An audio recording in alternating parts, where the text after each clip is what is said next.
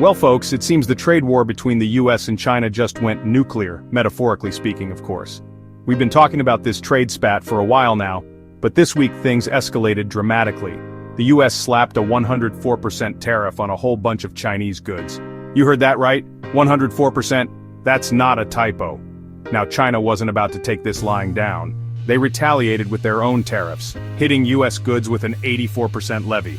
That's right folks. We're officially in tit-for-tat territory, and the global economy is caught in the crossfire. This isn't just about soybeans and steel anymore, it's about who blinks first. And let me tell you, neither side seems too eager to back down. The US is accusing China of unfair trade practices, intellectual property theft, and currency manipulation. China, on the other hand, says the US is being protectionist and trying to stifle its economic rise. It's a classic case of she said, except the stakes are incredibly high. We're talking about trillions of dollars in trade and the livelihoods of millions of people. So, how did the rest of the world react to this trans-Pacific trade tiff? Not well, to put it mildly. Global stock markets went into a tailspin. The FTSE 100 in London took a 3.4% nosedive. The Stock 600, which covers Europe, plunged by 4.2%. Germany's DAX and France's CAC 40 both shed 3.4%, and it wasn't just stocks. Oil prices also took a beating. Brent crude, the global benchmark, fell below $60 a barrel for the first time in ages. That's a drop of 5.1% in a single day. Investors are running for cover, fearing that this trade war could trigger a global recession. Businesses are freaking out because they don't know what to expect next. And consumers? Well, get ready to pay more for everything from iPhones to sneakers. Even the usually stoic Bank of England is sounding the alarm.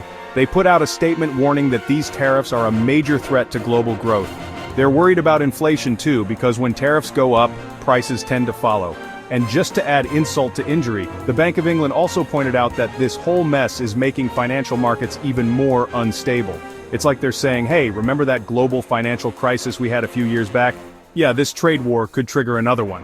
Not exactly what you want to hear from the folks in charge of keeping the economy afloat.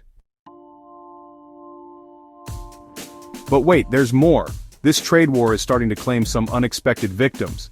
The pharmaceutical industry, for example, is sweating bullets.